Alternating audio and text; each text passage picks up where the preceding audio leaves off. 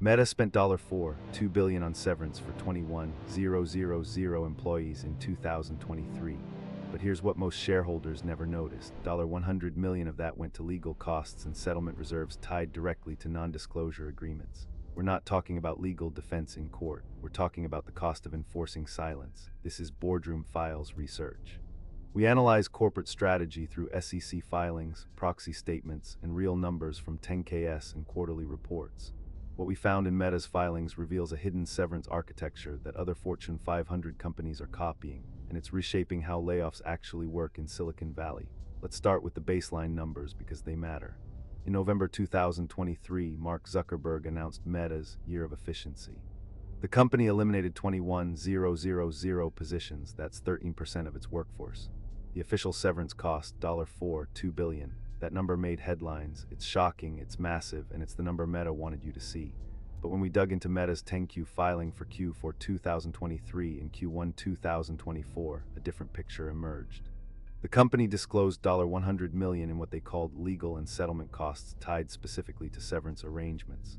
That phrase doesn't jump out. It's buried in the notes section. Most investors skip over it. That's by design. Here's what that $100 million actually represents: the cost of enforcing non-disclosure agreements embedded in severance packages. In other words, Meta paid $100 million to make sure that 21,000 former employees couldn't talk about what happened inside the company. Let's break down how this mechanism works, because the strategy is the story. When Meta laid off employees, they offered severance packages. The standard formula: weeks of pay, healthcare continuation, sometimes stock acceleration. On paper, these packages look generous. A senior engineer getting 8 months of salary, extended benefits, continued vesting. That sounds fair. The employee signs the agreement and cashes the check, but embedded in that agreement is an NDA. A non-disclosure agreement that restricts what the employee can say about Meta publicly on social media and interviews, even to journalists investigating the company. The language is carefully drafted. It's not illegal. It's not even unusual in tech layoffs anymore. But here's the critical part: the NDA has teeth. If an employee violates it, if they go on a podcast and describe Meta's AI safety practices, or tweet about algorithmic decisions, or talk to a researcher about internal processes, Meta can claw back severance. They can sue. They can claim damages. For someone who just lost their job and needs that severance to pay rent, mortgage, healthcare premiums, the NDA becomes a financial cage. Most employees never challenge it. They stay silent. That silence is the product Meta is buying. So where does the $100 million in legal costs come in? Research shows companies allocate severance NDA enforcement costs across 3 buckets: legal department time dedicated to severance agreement drafting, litigation reserves for employees who might challenge the restrictions, and settlement funds for cases where employees do challenge and companies settle rather than litigate. Meta's $100 million reserve suggests they anticipated significant legal friction over these restrictions. That's unusual. It signals either that former employees are more likely to challenge the NDAs, or that Meta is being more aggressive in enforcing them than competitors. To put this in context, let's look at comparable layoffs in tech. Amazon announced 10,000 job cuts in early 2023, ultimately reaching approximately 18,000 by year-end. Amazon's total severance cost, $1.4 billion. But here's the crucial difference: Amazon didn't disclose comparable legal reserves tied to severance NDAs. The number wasn't hidden, it just wasn't broken out separately. That suggests either Amazon's severance agreements had less aggressive NDA language, or they processed settlements differently. Twitter's situation is even more instructive. After Elon Musk acquired the company in October 2022, he laid off roughly 50% of the workforce, approximately 3,700 employees. The estimated separation cost, $3 billion, but Twitter, now a private company, didn't file 10-Qs. There's no public disclosure of how much went to legal reserves or NDA enforcement.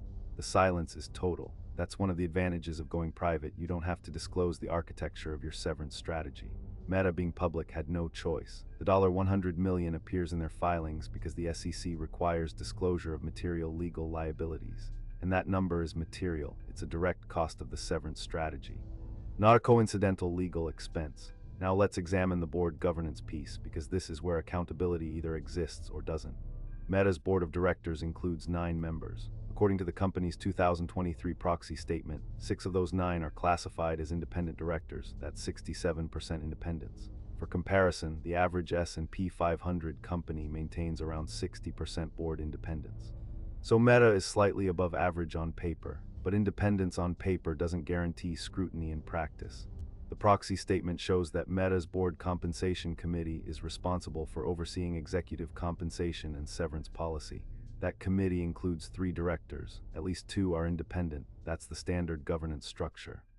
Here's the question our research raises. Did that compensation committee review the $100 million in legal reserves tied to severance NDAs before the year of efficiency was announced? Did they discuss whether the NDA enforcement costs were reasonable? Did they evaluate whether aggressive NDA language created legal or reputational risk to the company? The proxy statement doesn't say. There's no disclosure of that deliberation. And that's the governance gap. When a severance strategy includes $100 million in legal reserves, that should trigger board-level scrutiny. The fact that it apparently didn't, or at least wasn't disclosed, suggests the board treated severance strategy as an HR execution issue, not a corporate risk issue. Meanwhile, Mark Zuckerberg, as CEO and founder, holds roughly 13% of Meta's voting shares through a multi-class share structure. That gives him significant control over board composition and strategic decisions. His 2023 compensation package, according to the proxy statement, included $27.6 million in total compensation, base salary, bonuses, and stock awards. That's roughly 1/700 times the median U.S. worker salary. Here's the corporate strategy angle that matters, by embedding NDAs in severance. Meta is not just protecting operational secrets, it's protecting executive decision-making from external scrutiny. The 21,000 employees who were laid off include product managers, engineers, researchers, and safety specialists. Many of them had direct knowledge of Meta's AI practices, content moderation decisions, and algorithmic transparency. Those people are now contractually prevented from discussing what they learned. That's not a bug in the severance system, that's a feature, and it's expensive. Research shows that legal enforceability of severance NDAs varies by jurisdiction. In California, where Meta is headquartered, non-compete clauses are largely unenforceable, but non-disclosure agreements have broader enforceability, particularly when tied to legitimate trade secrets or confidential business information. Meta's legal team knows this. They've structured the NDAs to survive legal challenge, which is why they're budgeting $100 million to enforce them. The question is whether this strategy is sustainable. We're starting to see pressure from multiple angles. State legislators are increasingly skeptical of aggressive severance NDAs. Some have proposed bills restricting the use of severance NDAs for reporting illegal activity or government cooperation. The SEC itself has been examining whether NDAs that restrict employee speech create disclosure obligations for public companies. In 2022, the SEC's Division of Corporation Finance issued guidance noting that certain severance agreements containing broad confidentiality clauses could limit companies' ability to identify material risks, including legal and regulatory risks. That guidance didn't ban severance NDAs, but it signaled that the SEC is watching the practice. Meta's $100 million reserve might be a canary in the coal mine. It signals that the company expects legal friction over its severance NDA enforcement, and that friction is only going to increase as employees, regulators, and researchers push back against the practice.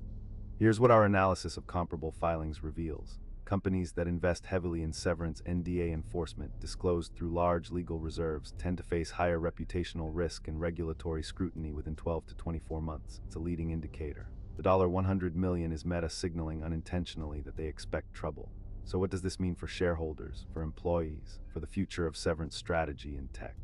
Well, for shareholders, it means severance costs are higher than the headline number suggests. The $2 billion is base severance. The $100 million is the enforcement tax on top of that. If Meta's severance NDAs end up being challenged in court, and some will be, those legal costs could multiply. That's a material liability that should factor into investment analysis for employees. It means negotiating severance in 2024 requires understanding what you're actually signing. The severance payment is real, but the restriction on your speech is also real, and the company has budgeted millions to enforce it. For the broader tech industry, Meta's disclosure is a case study in what full severance strategy costs look like when you account for legal enforcement. Other companies are watching, some are replicating the model. Others are reconsidering whether aggressive NDAs are worth the regulatory and reputational